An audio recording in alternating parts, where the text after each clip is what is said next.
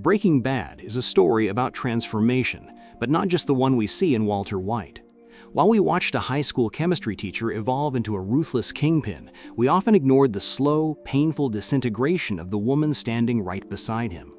To many fans, Skyler White became the ultimate antagonist, the voice of nagging reality that kept pulling us out of the thrill of Heisenberg's rise. She represented rules, limits, and consequences in a show where we were conditioned to root for chaos. But when you strip away the emotions, the memes, and the hate, and instead examine the cold, hard facts of the story, you realize something far more unsettling.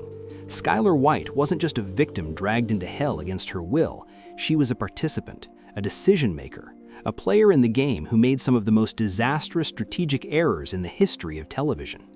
Today, we aren't here to ask why she was disliked. We're here to break down the tactical failures, emotional miscalculations, and logical blind spots that slowly turned her life into a controlled demolition. This is the definitive analysis of every critical mistake Skyler White made in Breaking Bad. Let's start at the very beginning, before the money, before the blood, and before the blue meth.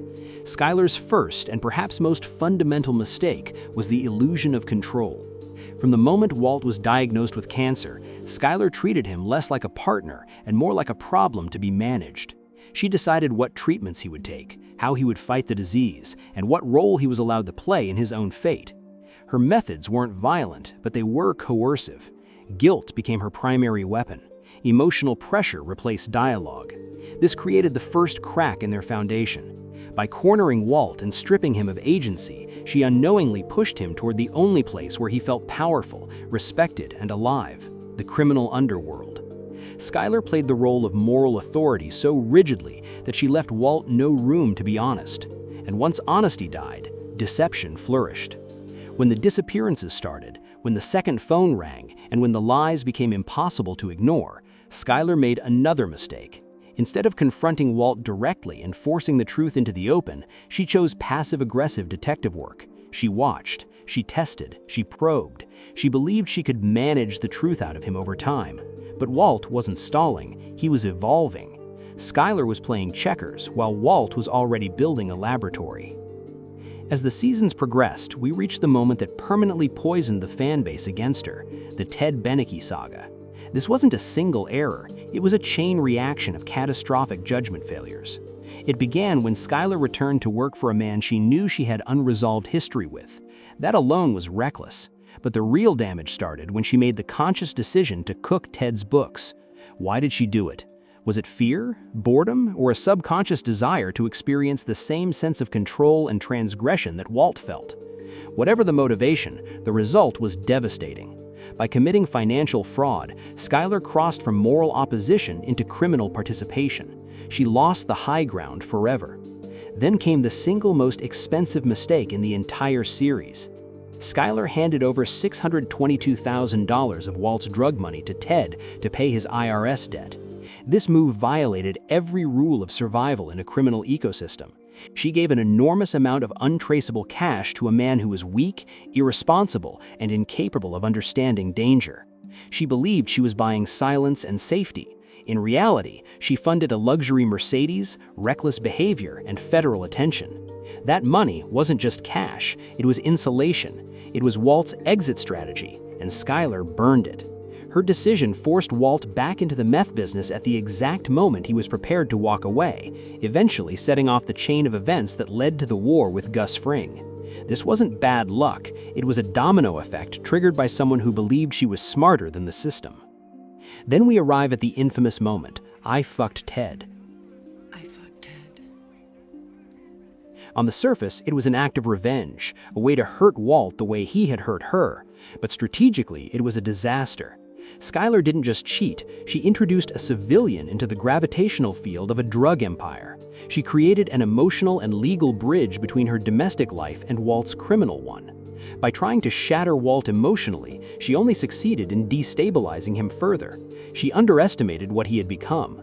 She thought she was dealing with her husband, the teacher, the patient, the weak man, but she was actually provoking Heisenberg. You don't taunt a monster and expect it to feel shame. You especially don't bring an outsider into a house that is being watched by hitmen, cartels, and federal agents.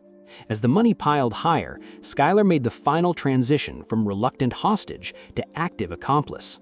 The car wash was her idea. She wanted structure, order, control. She believed that by applying her bookkeeping skills, she could contain the chaos. But this was her true point of no return. By purchasing the car wash, Skyler didn't just launder money, she laundered herself into the operation. She erased any plausible legal defense she had left. From that moment on, Skyler wasn't just Walt's wife, she was part of the empire, a potential target for the DEA, the IRS, and Walt's enemies. The storage unit scene, the mountain of cash, is the visual summary of her failure. She stood in front of a fortune she couldn't count, couldn't spend, and couldn't explain. She had helped build a machine that was far larger than her control, yet she stayed frozen inside it, paralyzed by her own complicity. After Gus Fring's death, Skyler was given a narrow window of escape. The threat was gone, the empire was fractured. She could have taken the kids and disappeared. Instead, she chose the waiting game. She tried psychological warfare. She walked into the pool in front of her family, a silent scream for help, hoping that if she appeared broken enough, Walt would release her. But Walt wasn't looking for a partner anymore. He was looking for a trophy. By staying in that house, Skyler allowed their children to become collateral damage in a war between two versions of their father. She waited for cancer to return. She waited for fate to intervene. You don't wait for a storm to pass when the storm is sleeping beside you. Finally, we reach her last and most devastating error.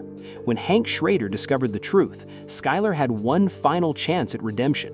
Sitting in that diner, across from a man who genuinely wanted to save her, she chose silence. She chose Walt.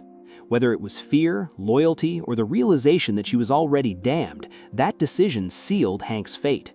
She became the gatekeeper of a secret that led directly to the desert. In that moment, Skyler wasn't passive, she was active, and her inaction was lethal. Skyler White was not a simple character. She wasn't a villain, and she wasn't a hero. She was a woman trying to apply suburban logic to a cartel war. Every mistake she made was an attempt to reclaim agency in a world that stripped her of control. We hated her because she reflected the truth Walt tried to bury, that his empire was built on the destruction of his family.